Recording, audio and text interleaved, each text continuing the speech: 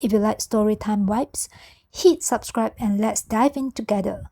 People say I overreacted, that I destroyed my own marriage. But if I could rewind that night, I would tear it apart all over again. Because nothing is more pathetic than sharing a bed with someone who never sleeps beside you, only beside their past. And her past had already chosen to lie for her. Our 10th anniversary dinner was supposed to be simple, intimate, the kind of night where two people look back and realize they've survived storms together. I walked into that private dining room with that hope still beating. Quiet, naive, stupid. The first thing that punched the air out of me wasn't her smile. It was the extra place setting she'd ordered behind my back. Clara stood there in a sparkling silver dress, too radiant, too rehearsed. Her eyes met mine only long enough to lie. And before I could ask why our romantic dinner suddenly looked like a table for three, the door behind me opened. Daniel Ross, her ex, a ghost she swore had disappeared years ago. He walked in like he had been expected, because he had been, and that was the moment my chest didn't shatter. It solidified, turned sharp, because I had already seen the messages.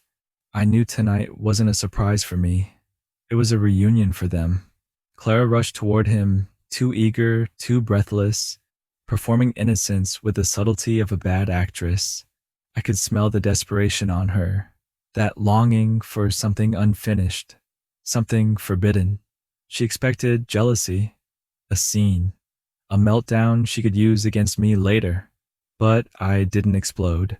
I didn't speak. I simply pulled out my chair, sat down, and watched them.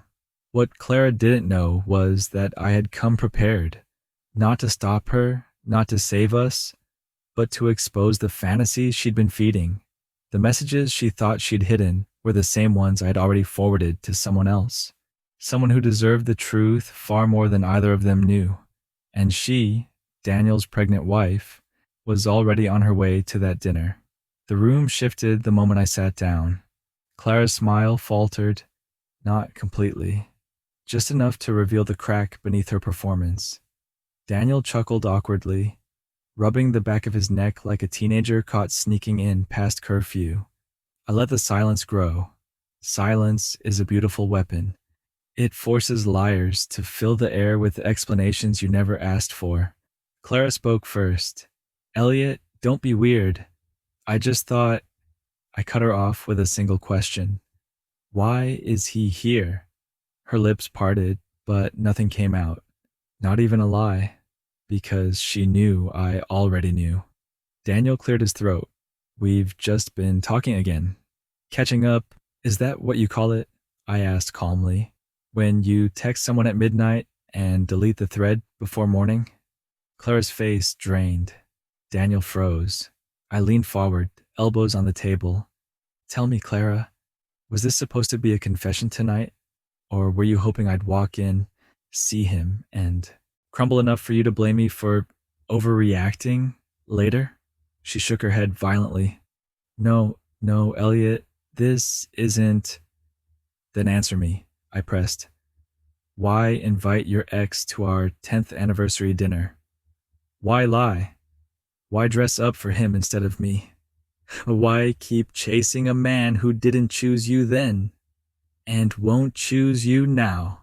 Her breath hitched like each question sliced deeper, and just as she opened her mouth to finally break, there was a knock at the door. The one knock that would end every lie she had rehearsed. The knock at the door was soft, but the silence that followed it was brutal. Clara stiffened beside me, her hand frozen in midair, as if even her body understood something catastrophic was about to enter the room. Daniel looked toward the door with the panic of a man who suddenly remembered he had something to lose. Then the door opened, and she walked in. Melissa Ross, 8 months pregnant, back straight, chin lifted, and eyes cold with the kind of clarity only betrayal can sharpen. She didn't wobble, didn't cry, didn't cling to the doorframe for sympathy. No, she moved like the truth itself had put her in motion. Her gaze swept across the room, landing on Daniel first, then Clara, then finally on me, the only one who didn't flinch. She held a thin folder in her hand, not shaking, not trembling, controlled. "Daniel," she said, voice steady as stone, "you forgot your phone at home." He instantly blanched. Clara's legs wobbled. Melissa set the folder on the table, right between Clara's water glass and her trembling fingers. "Before you lie," she added casually, "you should know I've already read everything." She turned to Clara, not with rage, but with a calm so devastating it felt like the temperature in the room dropped. "Tell me," Melissa said, "did you ever wonder if he was lying to you? The same way he was lying to me? Or were you just hoping I would disappear before the baby arrived?"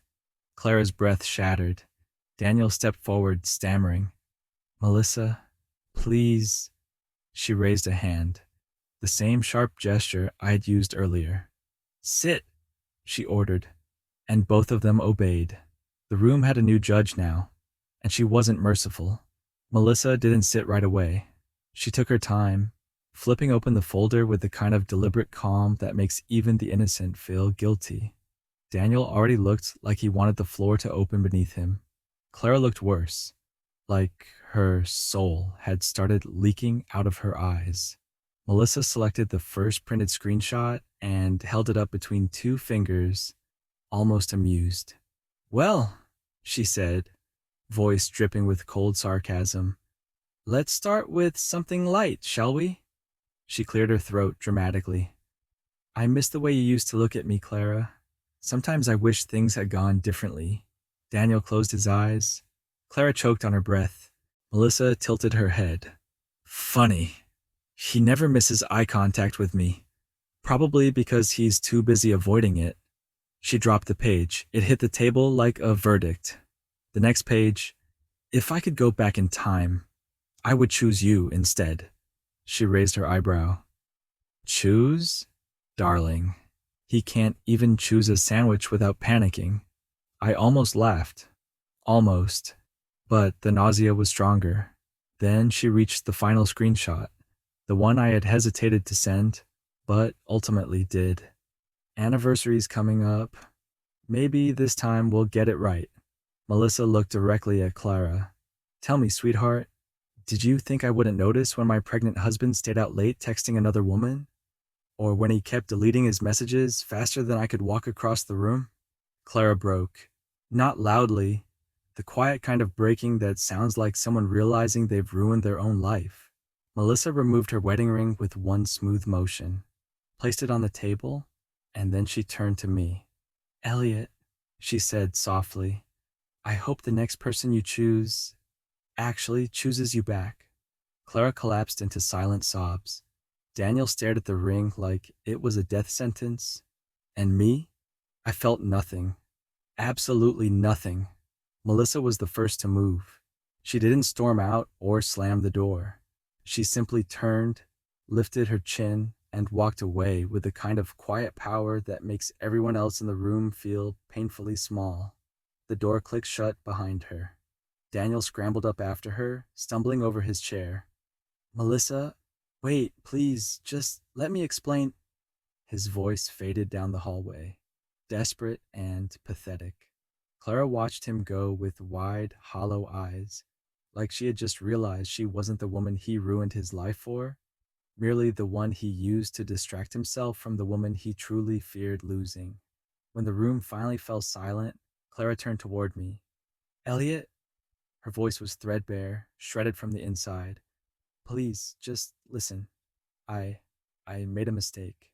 A stupid, stupid mistake. But we can fix this. We can try. I can try." I studied her, the trembling hands, the ruined mascara, the dress she had chosen to impress another man, and for the first time in years, I felt absolutely nothing for her. No anger, no longing, no grief, just clarity. I stood from my chair slowly, letting the quiet stretch long enough for her to hope, just briefly, that I might reach for her. I didn't. "Clara," I said, my voice calm, steady, merciless, "you didn't make a mistake. You made a choice. She shook her head frantically. Elliot, please. I leaned in just enough for her to hear the final cut. If you wanted a different man at our anniversary dinner, I paused, letting every word carve into her. You should have waited until you had a different husband. Her face collapsed. I walked away, and for the first time that night, I finally felt free.